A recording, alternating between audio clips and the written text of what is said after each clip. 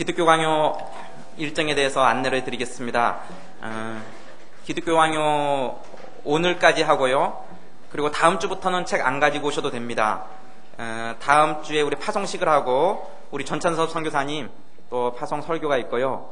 또 그 다음에 제가 또 계속 단기 선교 나가 있기 때문에 오늘까지 하고 멈췄다가 8월 20일 8월 셋째 주부터 다시 이어서 개강하게 됩니다. 그러니까 다음 주부터 들고 오지 마시고요. 8월 20일부터 다시 들고 오시면 됩니다. 오늘 7과입니다. 고난 두 번째, 고통 속의 위로.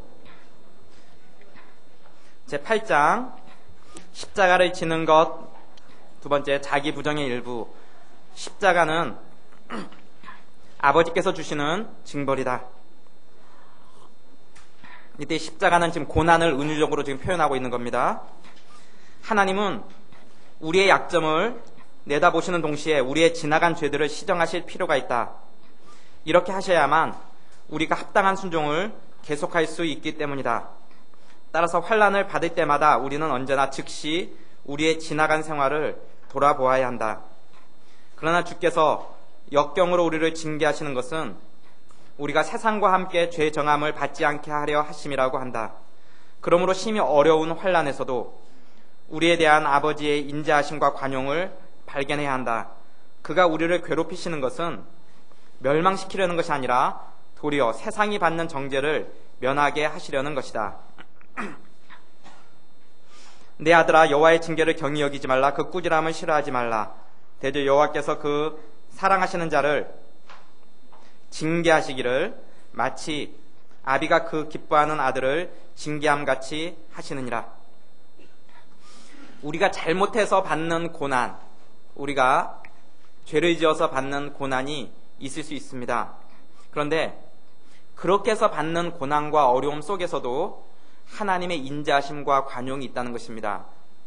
우리의 잘못으로 인해서 우리가 또 죄를 지음으로 말미암아 우리가 고통을 받고 고난을 받는 것은 당연한 결과임에도 불구하지만 그 가운데서도 하나님의 관용과 하나님의 은혜가 있다, 이렇게 얘기하는 겁니다. 따라서 우리는 아버지의 채찍을 깨달을 때에 악한 행실이 고질이 된 절망적인 사람들같이 교만해질 것이 아니라 순종하며 잘 배우는 자녀의 태도를 취하는 것이 우리의 의무가 아닌가. 무슨 말입니까? 고집 피우지 말고 하나님의 징계를 받을 때 더욱더 겸손하면서 태도와 행실을 고치라는 것입니다.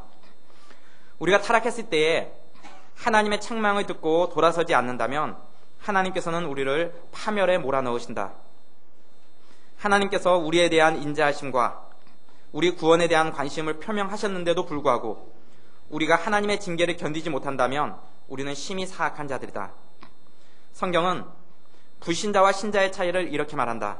불신자는 고질적이며 철두철미한 악의 노예와 같이 징계를 받으면 더욱 악하게 되고 더욱 고집을 부린다. 그러나 신자는 자유의 몸으로 태어난 아들같이 회개할 줄 안다. 우리는 어느 쪽에 들기를 원하는지를 결정해야 한다. 고난에 대한 우리의 반응은 무엇입니까? 불신자처럼 하나님을 원망하며 하나님에게서 점점 멀어집니까? 아니면 자신을 돌아보아 하나님에게 더욱 가까이 나아갑니까? 우리가 잘못하고 우리가 죄를 지어서 임하는 고난이라 할지라도 그런 고난이 임할 때 사람들이 보이는 반응은 다르다는 것입니다. 어떤 사람은 자기가 잘못해놓고 하나님 왜 이러십니까? 이런 사람들은 하나님 왜 나에게 이런 어려움을 허락하십니까? 누구 때문입니까? 자기 때문입니다. 자기가 잘못하고 자기가 죄를 지어서 그런 고난에 자초했음에도 불구하고 그 가운데서도 자기 책임을 인정하지 않고 하나님께로 책임을 전가시키는 겁니다. 하나님 왜 상황을 이렇게 만드셨습니까? 왜 하나님 나만 미워합니까? 좀 똑바로 하지 그랬어요. 자기의 죄 때문에, 자기의 잘못 때문에 고난이 임할 때 하나님 앞에 잘못했습니다. 하나님, 제가 다시는 이런 죄를 짓지 않겠습니다 하고 엎드리고 나아가면 하나님이 그 사랑하시는 자에게 징계를 내리듯이 다시 회복시켜 주시고 바른 길로 인도해 주시는데, 고집 피우고 하나님 없다 그러면서 점점 멀어지고 공동체에서 떠나가고 신앙을 포기하고 절망하고 좌절하면, 그렇죠? 불신자의 특징이 이렇다는 것이죠. 자식이 잘못할 때 그 부모가 혼을 내면 혼나는 자식이 우리 부모님은 나를 사랑하지 않는가 보다, 나를 미워하나 보다, 나를 패서 죽이려나 보다. 그래서 집 나가버리는 겁니다. 그렇죠? 어떻게 해야 됩니까? 행실을 고쳐야죠. 우리 부모님은 나를 사랑하는 게 맞는데 내가 잘못하니까 나 잘되라고 나를 혼내는 거야. 이렇게 생각하는 자식이 바른 태도가 아니겠습니까? 우리가 하나님 앞에서 징계를 받을 때도 그런 태도를 취해야 된다는 거죠. 하나님 날 미워하나 봐. 집 나가버리고 하나님 날 패서 죽이려나 봐.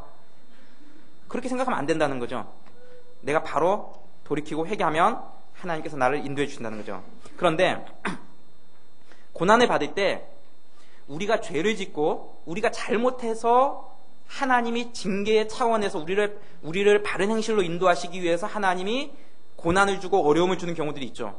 지금까지 제가 얘기한 건 그런 경우들을 얘기한 겁니다. 그런데 어떤 경우는 우리가 잘못하지 않고 믿음으로 바로 살려고 하기 때문에 받게 되는 고난도 있다는 겁니다. 그렇기 때문에 어떤 사람이 고난이 임했을 때 너 회개하지 않아서 그런 거야. 나 하나님 앞에 회개하면 하나님이 바르게 인도해 줄 거야. 그렇게 얘기할 수만은 없다는 겁니다. 욥의 친구들은 그런 잘못을 저질렀죠. 욥이 고난을 받을 때 네가 회개하지 않아서 그런 거야. 네가 회개하면 하나님께서 회복시켜 주실 거야. 어떤 데 이게 적용됩니까? 그 사람이 하나님 앞에서 범죄함으로 고난이 임했을 때 이건 적용되는 말입니다. 그때는 엎드려야 됩니다. 그래서 우리에게 고난이 임할 때 우리가 제일 먼저 점검해 봐야 되는 것은 하나님 앞에서 내가 잘못하고 있는 부분은 없는가? 하나님 앞에서 내가 죄를 짓고 있는 부분은 없고 하나님이 나를 좀 시정하고 교정시키기를 원하는 부분은 없는가를 돌아봐야 되는 것은 첫 번째 우리가 해야 될 일입니다. 그러나 그것만이 전부는 아닙니다. 때로는 우리가 믿음으로 바르게 살려고 하기 때문에 임하게 되는 고난도 있다는 것이죠. 그래서 어떤 사람은 믿음을 지키는 것 때문에 고난이 임할 수가 있어요. 그런 사람한테 가서 조언한답시고 너 회개하면 괜찮을 거야. 믿음으로 바르게 살지 않아서 그런 거야. 이렇게 얘기하면 안 된다는 것이죠. 그래서 다른 사람에게 조언해 줄 때는 이게 믿음으로 인해서 임한 고난인지 아니면 자기 죄 때문에 임한 고난인지를 오랫동안 기도하고 잘 분별해서 조언해 주는 게 필요하죠. 우리 자신에게 임한 고난이 있을 때는 첫 번째로 해야 될 것은 내 잘못으로 임한 고난은 아닌지, 내가 죄를 지어서 하나님이 나를 좀 훈련시키고 시정시키기 위해서 임하는 고난이 아닌지를 먼저 돌아보고, 그렇지 않고 믿음으로 인해서 받게 되는 고난이다라고 판단되어졌을 때는 우리가 다음 구절을 적용해야 된다는 거죠. 의를 위하여 핍박을 받는 자는 뭐가 있나니? 복이 있나니 천국이 저희 것임이라. 복음을 수호하기 위해서 수고하는 사람들뿐 아니라 의를 위해서 어떤 모양으로든지 노력을 계속하는 사람은 의를 위해 박해를 받는다. 따라서 의를 위한 우리의 수고로 인해 우리의 생명이나 재산이나 명예에 위협을 받을 수 있다. 그러나 우리는 이렇게까지 하나님에게 우리의 노력을 바치는 것을 슬퍼하거나 근심할 것이 아니다. 하나님께서 친히 복되다고 선언하신 일들을 하면서 자기를 불행하다고 생각하면 안 된다. 빈곤까지도 그 자체로 보면 불행이다. 마찬가지로 추방, 모욕, 감옥에 갇힘, 치욕 등도 불행이며 죽음은 최고의 재난이다. 그러나 하나님의 은혜가 우리 위에 있을 때 이 모든 것이 우리의 행복으로 변한다. 따라서 우리는 그리스도의 증거하심에 만족하고 육의 그릇된 평가를 물리쳐야 한다. 그리스도의 증거하심이 뭡니까? 의를 위하여 핍박을 받는 자는 복이 있다는 게 그리스도의 증거하심입니다. 육의 그릇된 평가를 물리쳐야 한다. 육의 그릇된 평가가 뭡니까? 의를 위해서 고난을 받는 자, 불행한 자다. 하나님의 화가 있는 자다. 이렇게 생각하는 육의 그릇된 평가를 물리쳐야 한다는 겁니다. 의를 위해서 고난받는 자들 분명 고난이 있습니다. 근데 하나님 뭐라고 얘기합니까? 복되다는 겁니다. 하나님은 복되다고 하는데 우리는 불행하다고 생각합니다. 하나님, 내가 믿음으로 여기까지 왔습니다. 이건 제가 하나님 앞에서 믿음으로 선택하고 순종한 겁니다. 그런데 왜 이런 어려움을 허락하십니까? 왜 나만 이렇게 불행한 인생을 살아야 됩니까? 마치 어떻게 생각합니까? 믿음으로 선택했는데 그 결과가 고난으로 나타났기 때문에 나에게는 화가 임했다. 이렇게 생각하는 겁니다. 근데 그리스도는 뭐라고 증거합니까? 의를 위해서 핍박을 받는 자는 복이 있다는 겁니다.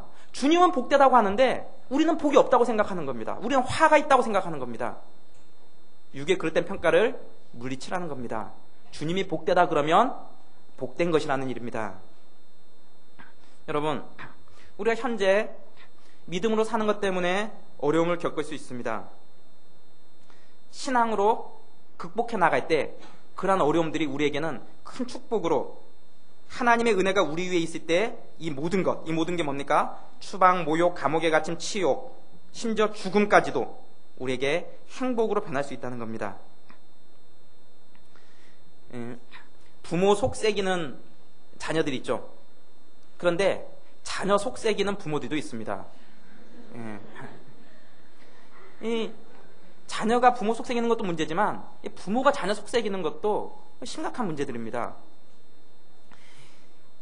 제가 아는 한 목사님은 아버지가 참 자녀 속을 새기는 그런 아버지였습니다. 그래서 늘 이 아버지가 문제를 일으키는 겁니다. 늘 나가서 바람 피고 사고 치고 문제 일으키고 그런 어려운 그런 환경 속에서 자라났어요. 그래서 이 목사님이 자라면서 가정에 대한 소망이 없는 겁니다. 결혼 안 하려고 그랬답니다. 결혼하면 우리 부모님 같이 될까봐.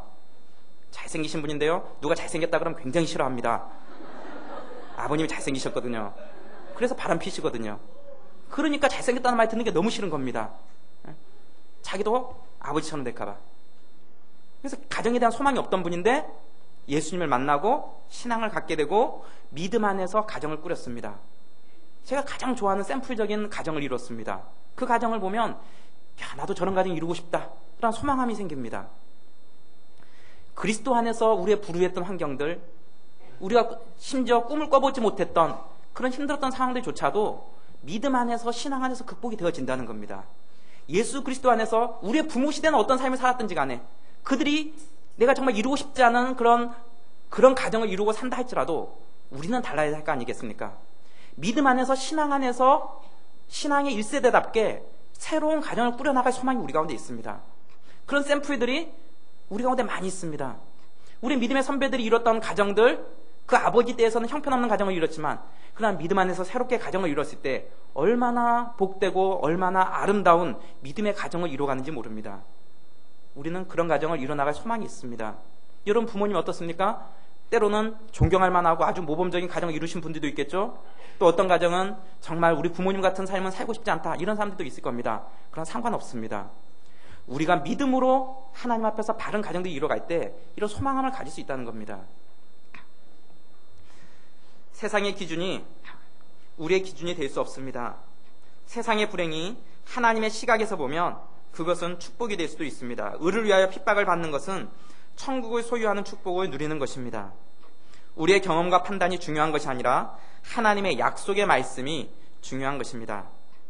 우리가 무죄하고 양심에 부끄러울 것이 없음에도 불구하고 악한 불신자들 때문에 재산을 빼앗긴다면 우리는 인간 사회에서 몹시 빈궁하게 될 것이다. 그러나 하늘에 계신 하나님 앞에서는 이런 일을 통해서 우리의 진정한 재산이 불어난다. 자기 집을 쫓겨난다면 하나님의 가족으로서 더욱 친근하게 영접을 받을 것이다. 괴로움과 멸시를 당한다면 우리는 반드시 그만큼 더 견고하게 그리스도 안에 뿌리를 받게 된다. 모욕과 수치를 당한다면 반드시 하나님 나라에서 더 훌륭한 자리를 얻는다. 죽임을 당한다면 복된 생명으로 들어가는 문이 우리 앞에 열릴 것이다. 주께서 크게 가치 있는 것으로 인정하신 일들을 현세의 허망한 일시적 유혹보다 낮게 평가하는 것을 우리는 부끄러워해야 한다. 여러분 부끄러워하고 있습니까? 뭘 부끄러워해야 한다는 겁니까? 우리 주님이 가치 있다라고 말한 것을 우리는 현세의 허망한 일시적 유혹보다 낮게 여기는 일을 부끄러워해야 한다는 겁니다. 우리 주님은 이 땅에서 재산을 빼앗기거나 뭐 때문에? 믿음 때문에, 신앙 때문에, 의를 위해서 재산을 빼앗기거나 자기 집에서 쫓겨나거나 괴로움과 멸시를 당하거나 심지어 죽임을 당한다 할지라도 우리 주님이 복되다고 하신 일을 행할 때 복이 있다는 사실을 알아야 된다는 겁니다. 영원한 하나님 나라에서 이루어질 그 복이 우리에게 있고 하나님께서 이 땅의 고난과 어려움을 극복해 나갈 수 있는 힘을 주신다는 것을 알아야 된다는 것이죠. 그런데 우리는 시각을 어떻습니까? 내가 믿음으로 사는데 왜 이런 어려움이 생겨야 됩니까? 하나님이 나를 버렸습니까? 화가 임했다고 생각하는 겁니다. 하나님이 나를 사랑하지 않는다고 생각하는 겁니다. 하나님은 복이라고 하는데 나는 저주가 임했다고 생각하는 것이죠. 여러분, 우리가 믿음을 지켜나가다 보면 분명 손해볼 때가 있습니다. 그러면 우리가 어떤 반응이 나옵니까? 하나님 왜 이러십니까? 하나님 왜 이러십니까? 제가 잘못해서 벌이 임했다면 제 잘못이라고 인정하겠습니다. 그런데 아무리 제가 동기를 점검하고 점검해봐도 제가 믿음으로 바르게 선택한 길 아닙니까? 제가 주님 말씀에 순종하려고 노력하는 일 아닙니까? 그런데 왜 이러십니까? 하나님 좀 협조해 주셔야 될 거 아닙니까? 이런 반응 우리 가운데 나오지 않습니까? 우리 주님이 그 길이 복된 길이라는 겁니다. 경제적인 일도 이런 일들이 일어날 수 있습니다. 믿음 지키고요, 신앙 안에서 바르게 살려고 하다 보면 손해볼 때가 있습니다. 차라리 약간 편법 쓰고 융통성 발휘한다고 생각하면서 우리가 잘못을 범할 때 경제적으로 더 윤택해질 수도 있습니다. 그러나 믿음 안에서 정직하게 살려고 하고 하나님 말씀에 순종하고 살려고 하다 보면 경제적으로 손해봐야 될 때가 있습니다. 결혼의 문제도 마찬가지입니다. 신앙적으로 타협하고 세상적으로 환경 좋은 사람들 쉽게 선택해서 쉽게 결혼하는 길로 나아갈 수도 있습니다. 그러나 믿음을 최우선순위로 두고 적어도 그리스도 안에서 거듭난 사람을 만나겠다라고 하는 그 생각 때문에 결혼이 늦춰지는 사람들도 있을 수 있습니다. 경제적인 것, 결혼뿐만 아니라 우리의 모든 부분들이 다 그렇습니다. 신앙을 지키기 위해서 우리가 선택하는 일들, 믿음 안에서 하나님 말씀에 순종하기 위해서 우리가 선택해야 하는 일들, 결과가 눈에 보이는 일들이 그렇게 다 해피엔딩으로만 결말 맺어지는 것들이 아닙니다. 영혼의 관점에서 보면 당연히 해피엔딩이죠. 그러나 일시적으로 보면 그냥 교회 잘 나오다가 어느 날 불신자 만나서 세상적인 조건 좋은 사람 같고 결혼해서 간다. 굉장히 부러운 대상일 수도 있습니다. 그러나 길게 봐야 한다는 겁니다. 인생 전체 놓고 봐야 한다는 겁니다. 인생 전체 놓고 영혼의 관점까지도 바라봐야 한다는 겁니다. 한번 보십시오. 하나님 말씀에 불순종한 사람들과 하나님 말씀에 순종하고 사는 사람들의 결말이 어떻게 다른가를 우리가 그런 시간들을 기다려서 확인해 볼 수 없다면 성경을 들여다보면 확인이 되지 않습니까? 성경 안에서 믿음으로 살았던 사람들의 결말이 어떻게 맺어지고 하나님을 버리고 신앙을 포기하고 현실과 타협하고 쉬운 길을 찾아갔던 사람들의 결말이 어떠했던가를 우리는 굳이 여러 세월을 기다리지 않고도 성경에서 우리 앞세대에 살았던 사람들의 모습을 보면서 우리가 확인할 수 있지 않습니까? 성경에 어떤 한 사람, 성경에 나오는 무수하게 많은 사람들 중에서 어느 한 사람이 하나님 말씀에 불순종해서 하나님의 은총을 입었더라 이런 사람이 있습니까? 성경에 나오는 무수한 믿음의 사람들 중에서 하나님 말씀에 순종하고 믿음 안에서 결단했는데 인생 망했더라 이런 사람이 있습니까? 단 한 명의 예외도 없습니다. 믿음으로 살고 하나님 앞에 순종하고 나가는 자들에게는 하나님이 은혜 베풀어 주시고 동행해 주시고 때로는 어려움과 고난이 있지만 그 가운데서도 살아나갈 힘을 주시는 게 하나님이십니다. 그러나 일시적으로는 잘 된 것 같아 보여도 어느 한 시점만 잘라고 보면 무척 형통한 것 같아 보여도 하나님 앞에 불순종하고 신앙을 버리고 타협하고 쉽게 가려고 하는 사람들 인생 전체를 놓고 보면 하나님 그 사람의 삶 가운데 결코 은혜 주시지 않는 것들을 우리가 보게 됩니다.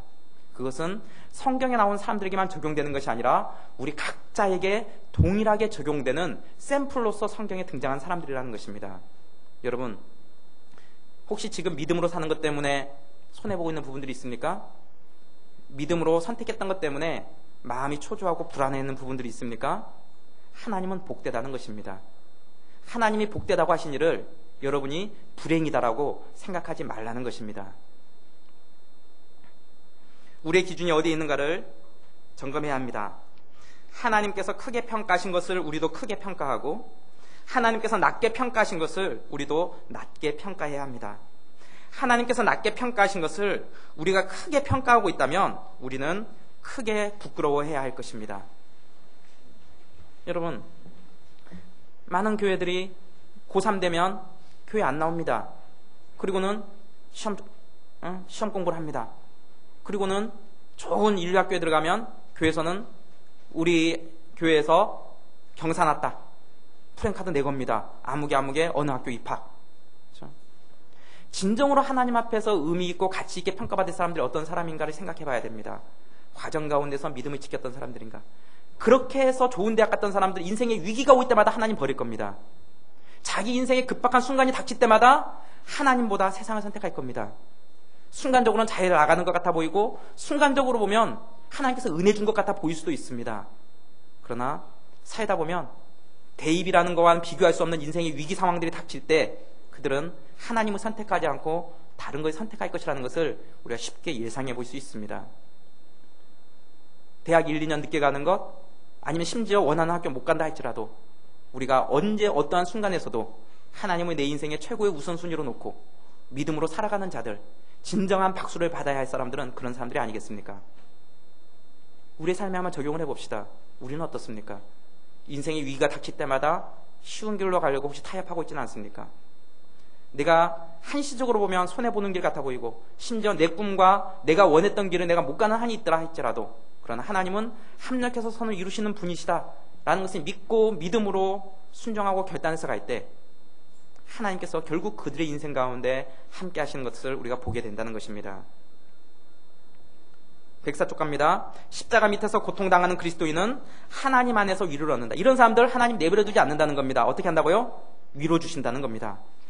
사랑하는 자들아, 너희를 실현하려고 오는 불시험을 이상한 일을 당하는 것 같이 이상히 여기지 말고 오직 너희가 그리스도의 고난에 참여하는 것으로 즐거워하라. 이는 그의 영광을 나타내실 때에 너희로 즐거워하고 기뻐하게 하려 함이니라. 너희를 실현하려고 오는 불시험을 이상히 여기지 말라는 겁니다. 당연하다는 겁니다. 그리스도의 고난에 참여하는 것을 어떻게 해라? 즐거워하라는 것입니다. 왜? 하나님께서 그의 영광을 나타내실 때에 우리가 그 즐거움에 함께 참여할 것을 믿음의 눈으로 바라본다는 것입니다. 우리가 의를 위해서 살고자 할 때 우리는 주께서 주시는 고통을 즐겁게 받아야 합니다. 그러나 즐거운 태도를 취하라고 하는 것은 심신의 고통을 전혀 느끼지 말라는 뜻은 아닙니다.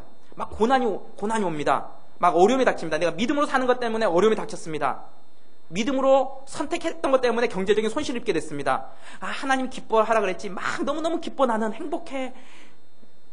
그런 감정이 우리 가운데서 일어나지 않는다는 겁니다. 우리 감정 어떻습니까? 여전히 힘들죠. 속상하죠. 신앙을 지켰는데 손해봅니다.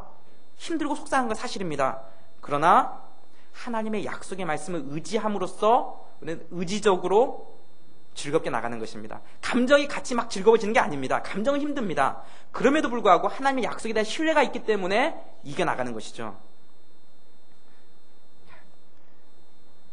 고통으로 인한 괴로움과 근심이 없다면 십자가 안에서의 성도의 인내도 없을 것이다. 인내하라 그러죠. 고통 가운데 역경이 있을 때는 뭡니까? 인내를. 역경 가운데 인내하라 그러잖아요. 근데 하나도 심신이 하나도 괴로움과 근심이 없어요. 아무리 어려운 일이 있어도 마냥 즐거워요. 마냥 행복해요. 이런 사람 어떤 사람입니까? 아무 생각 없는 사람이죠. 막 고난이 임하는데 난 하나도 안 힘들어. 모든 그리스도인의 마음이 그렇다면 역경 중에 인내하라고 할 필요도 없죠. 인내할 게 뭐 있습니까? 마냥 즐거운데. 그렇죠? 그런데 심신의 고통과 아픔이 있다는 겁니다. 빈곤과 병과 치욕에 각기의 고통이 있으며 죽음에는 공포심이 따른다. 만일 그렇지 않다면 이런 것들을 태연하게 견디는 것이 무슨 용기나 절제가 될 것인가? 용기나 절제가 있어야 된다는 것이죠. 이런 경험은 그 성질상 고통스러운 것이며 우리의 가슴을 찌르는 것이다. 그렇기 때문에 이런 고통으로 인한 곤란이 아무리 심하더라도 도리어 그 고통으로 연단을 받아 용감하게 저항하며 그것을 극복한다면 거기에서 신자의 용기가 나타난다. 날카롭게 찌르는 자가 있어도 하나님을 두려워하는 마음으로 성급하고 과격한 행동을 억제한다면 거기에서 신자의 인내가 나타난다.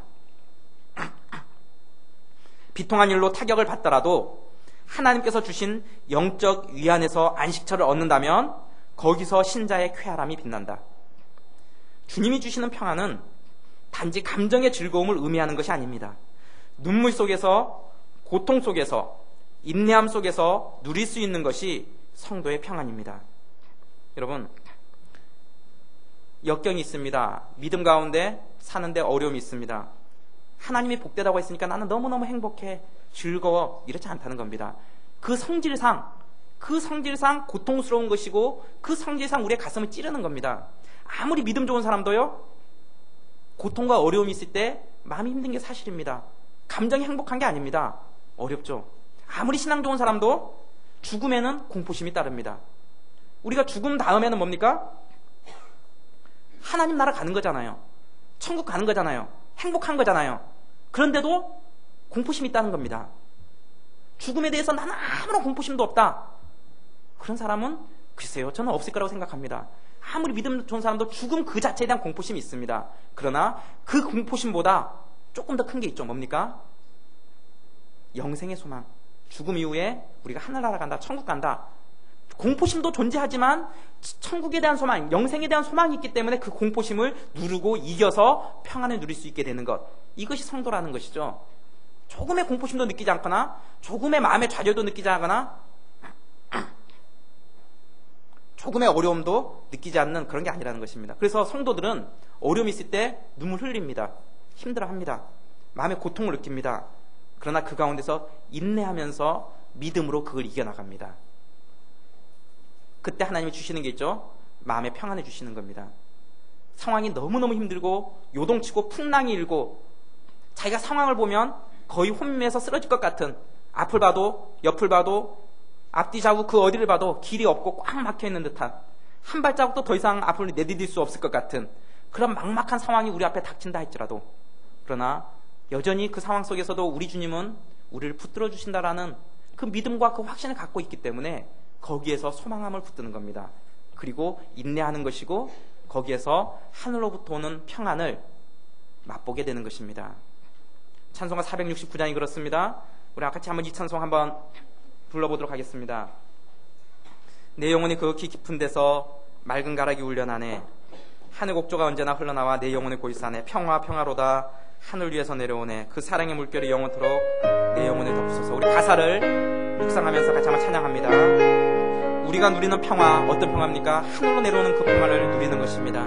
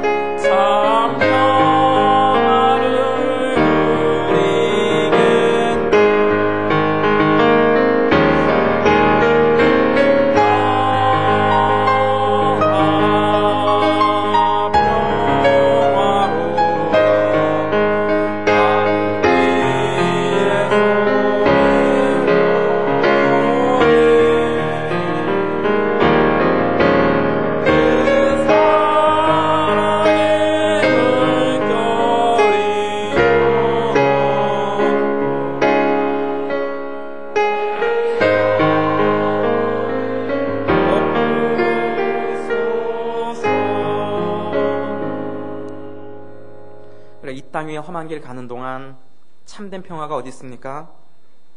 예수 그리스도의 친구 삼아 하늘로서부터 내려오는 그 평안, 그것이 진정한 평안입니다. 다른 평안들은 가짜 평안입니다. 잠시 우리에게 위로를 줄 수 있고 잠시 평안 같아 보이는 것들을 우리에게 허락할 수 있지만 그것은 아주 잠깐입니다. 하늘로서부터 내려오는 참 평안, 이 땅에 험한 길 가는 동안 우리가 누릴 수 있는 평안이 이 평안인 것입니다. 스토아 사상과 달라서 그리스도인은 고통과 슬픔을 밖으로 나타낸다. 옛날 스토아 철학자들은 위대한 영혼을 가진 사람에 대하여 말할 때 슬플 때나 기쁠 때나 똑같은 느낌을 가진다고 하였다. 그러나 그들이 묘사한 인내는 인간 사회에서 발견된 일이 없고 앞으로도 결코 실현되지 않을 것이다. 그리스도인들 사이에도 새로운 스토아 사상가들이 나타나서 고통으로 신음하며 우는 것뿐 아니라 슬픔과 불안에 시달리는 것까지도 죄악이라고 생각한다. 이런 불합리한 생각을 하는 것은 대개 한가한 사람들이다. 그들은 행동보다 사변으로 시간을 보내며 이런 불합리 외에 아무것도 만들어낼 능력이 없다. 우리가 울음을 일체 배격한다면 주님 자신을 우리는 어떻게 판단할 것인가? 그의 몸에서는 눈물이 핏방울같이 흐르지 않았는가? 공포심은 모두 회의라고 낙인을 찍는다면 주께서 심한 공포를 느끼셨다는 기사를 우리는 어떻게 설명할 것인가? 우리가 모든 슬픔을 싫어한다면 주께서 내 마음이 심히 고민하여 죽게 되었으니 라고 하신 말씀을 어떻게 이해할 것인가? 여러분, 우리는 슬플 수 있습니다. 눈물이 날 수 있습니다. 어떤 믿음 좋은 사람들이 장례식장 가서 슬퍼하지 마. 천국 갔는데 뭘 슬퍼해. 슬퍼하지 마. 슬퍼하는 것은 믿음 없는 거야. 이런 식으로 하면 안 된다는 겁니다. 정작 자기가 그런 상황에 닥치면 똑같이 슬퍼하면서 다른 사람에게만 적용하려고 하는 건 옳지 않죠. 우리는 슬퍼할 수 있고요. 어려움이 있을 때 고통으로 눈물 흘릴 수 있습니다. 고통 가운데 눈물 흘리는 사람이 믿음 없는 사람일까요? 아닙니다. 믿음 있는 사람도 눈물 흘릴 수 있습니다. 고통 가운데 힘들어할 수 있습니다. 만약 눈물 흘리는 것이 믿음 없는 행위라고 한다면 우리 주님이 눈물 흘리셨는데요. 우리 주님이 내가 심히 고민해서 내가 죽게 되었다. 그렇게 고백할 정도로 우리 주님이 힘들어하셨는데 그럼 우리 주님이 믿음 없는 겁니까? 주님보다 더 나가려고 해서는 안 된다는 겁니다. 우리 인간 본성상 그런 연약함이 있다는 겁니다. 슬퍼할 수 있고 힘들어할 수 있다는 것입니다. 그러나 그것보다 더 큰 게 있죠. 하늘나라에 대한 하나님의 위로하심을 바라보고 그 어려움을 이겨나가는 것이죠. 예수님보다 더 나가는 것도 교만입니다. 우리에게 고통과 고민과 슬픔이 없을 수 없습니다. 그러나 그 가운데 세상이 줄 수 없는 평안이 그리스도인에게는 있는 것입니다. 슬픔 가운데 있는 사람에게 슬퍼하는 것이 믿음 없음이라고 단정짓는 사람을 본 적이 있습니까? 그들이 범한 오류는 무엇입니까? 힘들어하는 사람에게 우리가 신앙적으로 정답을 줘야 될 때도 있습니다. 그러나 때로는 그 사람의 믿음의 분량에 맞춰서 우리가 위로해주고 우리가 격려해줘야 될 때도 있습니다. 너무 힘들어서 일어날 힘조차 없는 사람에게 네가 기도하지 않아서 그래, 믿음 없어서 그래, 내가 신앙생활 똑바로 하지 않아서 그래. 때로는 어떤 사람에게는 그런 말을 해야 될 때도 있습니다. 왜? 그렇게 한 번쯤 자기가 이겨나가야 되거든요. 그렇죠? 조모임 할 때도 어떤 사람들은 한 번쯤 그런 것들, 인간관계를 극복하는 훈련들을 해야 될 사람들이 있습니다. 그래서 우리가 앞으로 가정교회 가게 되면 그렇게 하려고 합니다. 가정교회 가면 계속 가게 되잖아요. 어떤 사람이 들어왔는데 내가 이 조장 선택해서 왔지만 내가 알던 이 조장이 아니었다. 그는 내가 알던 그가 아니었다. 여러분 그런 말 언제 하게 되는지 아십니까? 결혼하고 나서 하게 됩니다. 어떻게 할 겁니까? 남편 바꿀 겁니까? 아내 바꿀 겁니까? 한 번 좀 넘어서는 훈련을 해야 된다는 겁니다. 다른 조장 찾아가 봐도 똑같은 얘기가 나옵니다. 이 사람은 내가 알던 그가 아니었다. 누구를 만나도 여러분 어디 가서 마음에 든 사람 만날 수 있습니까? 여러분이 자신이 마음에 드십니까? 정말 나 같은 사람 있으면 좋겠다 이런 사람 있습니까? 돌이켜보면 자기도 자신이 마음에 안 드는데 생각해보면 마음 안 들 때 많지 않습니까? 저는 제 자신이 마음 안 들 때가 많아요. 자기가 난 자식도 마음에 안 들 때가 많은데 그렇죠? 하물며 남이 자기 마음에 쏙 드는 사람 만날 수가 있습니까? 마음에 안 들어도 넘어서는 겁니다. 그렇죠? 관계들을 극복해 나가는 겁니다. 그러면서 좋은 관계로 나아가는 것, 그게 능력입니다. 그게 힘이고요. 그게 우리가 갖고 있는 하늘로부터 내려오는 능력입니다. 한 번쯤 그런 것들을 우리가 넘어서는 훈련들을 해나가야 되는 거죠. 그러나 때로는 어떤 경우는 완전히 바닥까지 넘어서서 도저히 일어날 힘이 없어 하는 사람들, 그런 정도까지 되면 조모임들을 한 번쯤 바꿔주고 사람을 바꿀 수 있습니다. 그래서 어떤 가족교회는 그렇게 한다고 합니다. 자기가 조를 바뀌기로 하면 한 번을 바꿔준답니다. 우리 조장이 문제가 많아서 전 도저히 못 있겠어요. 한 번을 바꿔주는데 두 번째 바꾸려고 하면 그것은 조장 문제가 아니라 네 문제다. 그리고는 허락해주지 않는다. 이런 얘기를 세미나하면서 들은 적이 있습니다. 그게 조장 문제나 다른 조원들 문제가 아니라 내 문제일 수도 있다는 것을 알고 한 번쯤 내가 이런 직장생활 속에서 관계 어려운 사람도 어떻게 합니까? 그렇게 직장을 바꾸면 1년에 12번도 직장 더 바꿔야죠. 그렇죠? 관계 안 되는 사람 태반 아니에요? 그렇지만 우리가 어떻게 합니까? 넘어서잖아요. 그리고 정 못 넘어서면 그만두잖아요. 그렇죠? 근데 넘어서는 훈련이 능력이에요. 관계들을 이겨낸.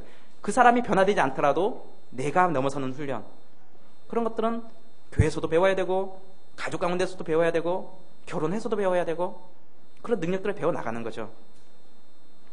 그러나 때로는 너무 힘들어하는 사람들에게 우리가 정답만을 제시하는 것이 아니라 그들에게 그들의 마음을 이해해주고 그들의 요구를 반영해주고 그래서 때로는 정말 도저히 이 사람은 거기서 혼자 일어날 힘이 없다라고 판단되는 사람들에게는 조모임을 바꿔주기도 합니다. 현실의 슬픔과 현실의 인내는 서로 충돌한다. 가혹한 불행이 괴롭혀도 굴복하지 않으며 비통한 일이 있어도 영적 기쁨이 넘치며 불안에 눌려도 하나님의 위안으로 소생하여 용기를 회복하는 성도의 인내를 성경에서 칭찬하는 것은 사실이다. 그러나 참는 동안에도 성도의 마음속에서는 이러한 상황을 피하고 싶고 무서워하는 자연적인 심리와 이 여러 가지 곤란까지도 헤쳐가면서 하나님의 뜻에 따라 전진하겠다는 경건한 뜻이 서로 싸우고 있다. 한쪽에서는 믿음으로 그걸 극복해 나가는 것, 한쪽에서는 마음이 여전히 힘든 것, 이 두 가지가 계속 싸운다는 거예요, 우리 안에서. 주님은 베드로에게 내가 진실로 내게 이르노니 젊어서는 내가 스스로 띠띠고 원하는 곳으로 다녔거니와 늙어서는 내 팔을 벌리리니 남이 내게 띠띠우고 원치 아니하는 곳으로 데려가리라고 말씀하셨다. 죽음으로 하나님의 영광을 나타낼 필요가 있었을 때에 베드로가 저항하면서 억지로 끌려갔을 리는 없다. 그랬다면 그의 순교는 칭찬을 받지 못했을 것이다. 그러나 그가 아무리 큰 열성으로 하나님의 명령에 순종했을지라도 인간성을 벗지 못한 그로서는 서로 반대되는 두 가지 의지에 끌렸다. 앞으로 당할 참혹한 죽음을 생각하면 공포심을 못 이겨 도망하고 싶었을 것이다. 그러나 동시에 그것이 하나님의 명령임을 생각하고는 자신의 공포심을 극복하고 딛고 일어서서 기꺼이 또 즐겁게 죽임을 당했다. 그러므로 우리도 그리스도의 제자가 되려면 이렇게 해야 한다. 여러분의 일생 중 몇 번, 단 한 번이라도 순교의 기회가 올지 안 올지 모르겠습니다. 그러나 때로는 그런 것들을 한 번쯤 결정해야 될 시점이 올 수도 있다는 것입니다. 그러면 우리가 믿음이 있는 사람들이기 때문에 하나님의 자녀이기 때문에 담대하게 우리가 순교할 수 있겠습니까? 쉽지 않다는 겁니다. 그렇지만 죽음을 생각하면 베드로 같은 경우도 공포심을 못 이겨서 도망가고 싶었을 거라는 겁니다. 그러나 동시에 그것이 하나님의 명령임을 생각하고 자신의 공포심을 극복하고 딛고 일어서서 즐겁게 죽임을 당했다는 것입니다. 무엇이 앞선 겁니까? 믿음이 죽음의 공포심을 이긴 것입니다. 아프간 단기 선교팀 다음 주에 떠나게 되는데 다음 주일까지 유서 한 장씩 써오기로 했습니다. 유서 쓰는 요령 오늘 나눠줍니다. 호스피스에서 나온 유서 쓰는 요령이 나눠지는데, 예, 가면 어떤 상황이 벌어질지 모르는 것이죠. 그런 일이 안 닥칠 것이라고 예상은 하지만, 그러나 만에 하나 김선희 씨 같은 그런 상황이 온다 할지라도 우리가 믿음으로 결정을 해야 되는 겁니다. 믿음으로 극복해야 되는 겁니다. 아프간테 모였을 때 배교하지 않을 사람들만 가자. 김선희 씨 같은 위기 상황이 왔다 할지라도 배교하지 않을 사람들만 가자. 왜냐하면 그런 상황이 안 온다는 보장도 없기 때문입니다. 죽음에 대한 공포심 저도 있습니다. 두렵습니다. 그러나 하늘나라에 대한 소망 때문에 이겨나가야 하는 것입니다. 여러분 가운데 일생에 살면서 그런 선택의 순간들이 과연 한두 번 찾아올지 안 찾아올지 모르겠습니다. 그러나 그런 순간들이 올 때 공포심이 오는 것은 당연한 거다. 두려움이 오는 것은 당연한 거다. 더불어 하늘나라에 대한 소망이 나에게는 동일하게 있다. 그러고 그 죽음의 공포심을 이겨나가는 것이죠. 성도들은 그들을 괴롭히는 십자가가 무엇이든지 간에 또 마음의 고통이 아무리 심하더라도 굳게 참고 버텨야 하는 것입니다. 우리가 처한 역경은 가혹하여 우리를 괴롭힐 것이고 우리는 병고로 신음하며 불안해하며 건강을 갈망하게 될 것이다. 가난에 시달려 걱정과 슬픔에 가슴이 아플 것이다. 치욕과 멸시와 불법적인 처사를 당할 것이다. 사랑하는 자들을 묻으면서 자연히 흐르는 눈물을 억제할 수 없을 것이다. 그러나 결론은 언제나 주의 뜻이니 주의 뜻을 따르자는 그 한 가지일 것이다. 결론은 뭡니까? 주의 뜻이니 내가 주의 뜻을 따르자. 눈물을 흘리면서 고통스러워하면서 힘들어하면서 그러나 주의 뜻이니 주의 뜻을 따르자. 이것이 성도의 결론이라는 것입니다. 고통의 가시가 찌르며 신음과 눈물이 그치지 않을 때에도 우리는 우리 마음을 이렇게까지 요동하게 만드는 이 일들을 기꺼이 참도록 마음을 돌리자고 생각해야 할 것이다. 가장 깊은 경지의 예배는 고통 속에서도 하나님을 예배하고 시련 속에서도 하나님께 감사하며 시험을 당할 때에도 하나님을 신뢰하고 어려움 속에서도 하나님께 삶을 내어드리며 그분이 멀게 느껴질 때에도 하나님을 사랑하는 것이다. 가장 깊은 경지 예배가 뭡니까? 이렇게 모여서 함께 한 목소리로 하나님을 찬양하는 게 가장 깊은 경지 예배일까요? 그렇지 않다는 것입니다.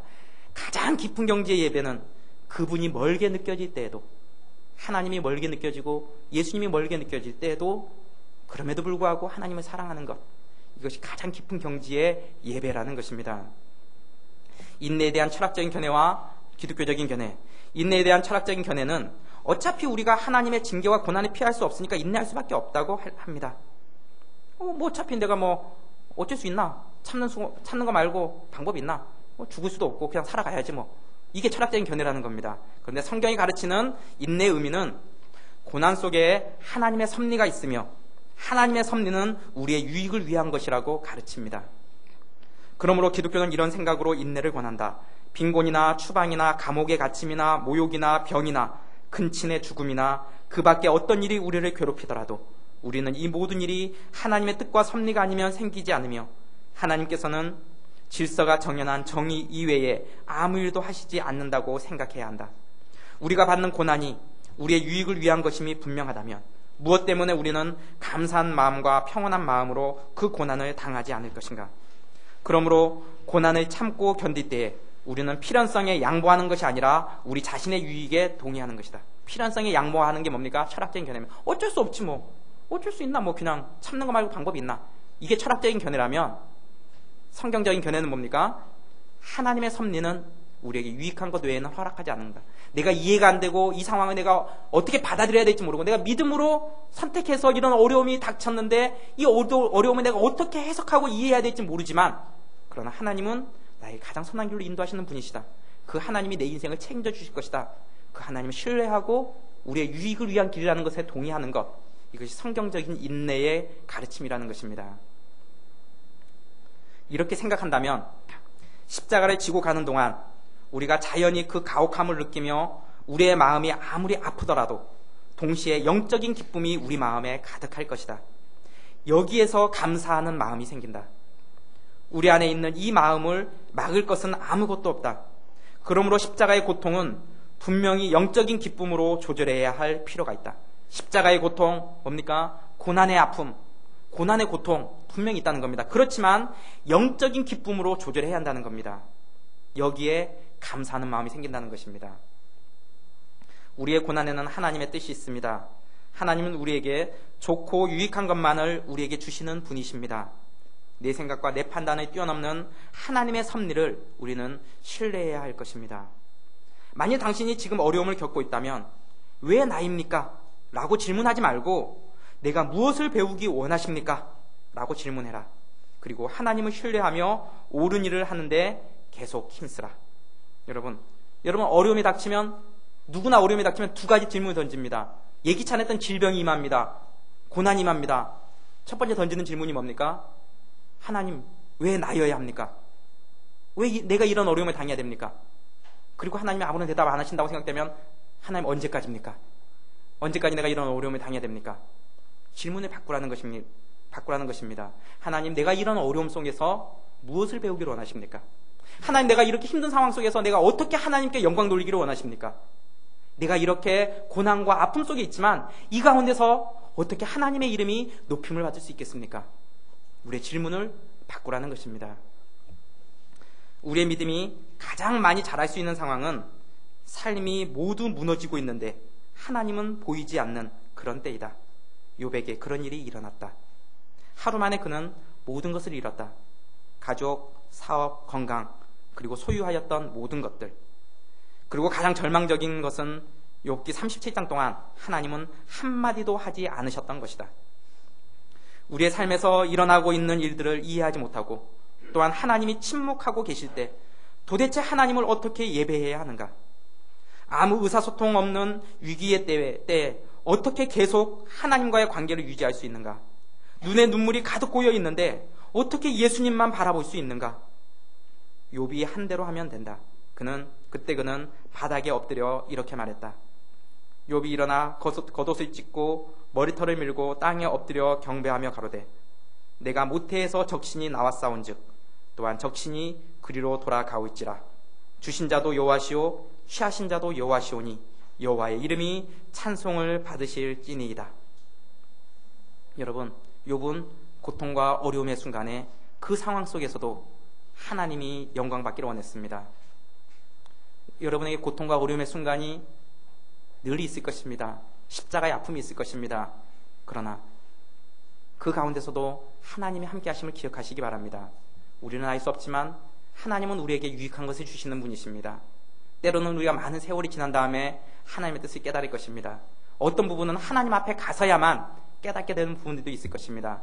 그러나 그 일을 통해서 합력해서 선을 이루시는 그분을 신뢰하고 의지하고 거기에서 인내가 나오고 그 인내에서 평안이 나오고 거기에서 감사가 나오는 것입니다. 하나님께서 나에게 인내하고 하나님을 온전히 신뢰하기를 원하시는 부분이 어떤 것이 있습니까? 여기에는 여러분이 대답을 해야 합니다. 오늘 내용 정리합니다. 의를 위해 받는 고난은 뭐다? 복이다. 복이다라는 것이 하나님의 선언이라는 것입니다. 저주라고 생각하지 말라는 겁니다. 하나님이 복이라고 했으면 복으로 알라는 겁니다. 고난은 그 성질상 고통스러운 것이다. 그러나 믿음으로 인내할 힘을 얻는다는 것입니다. 하나님의 위로가 그 가운데 있다는 것입니다. 세 번째, 고난 가운데서도 하나님께 영광을 돌리라는 것입니다. 고난에서 벗어나기 위해서 애쓰는 것보다 이 고난 가운데서 어떻게 내가 하나님께 영광을 돌릴 수 있을 것인가? 이것을 생각하라는 것입니다. 이것이 고난을 통해서 하나님께서 우리에게 말씀하시는 메시지인 것입니다. 기도하겠습니다. 하나님 아버지, 고난 가운데서도 하나님의 위로가 있음을 압니다. 우리가 의를 위해서, 믿음을 지키기 위해서 순종함으로 고난을 받게 될 때 그 가운데 하나님의 복이 있음을 기억하게 도와주시고, 고난은 그 성질상 고통스럽고 힘든 것이지만 때로는 눈물이 나오고 마음이 아프지만 그러나 믿음으로 인내할 힘을 얻게 하여 주시고, 고난 가운데 있을 때도 하나님께 영광 돌리는 인생 되게 하여 주시옵소서. 감사드리며 예수님의 이름으로 기도드립니다. 아멘.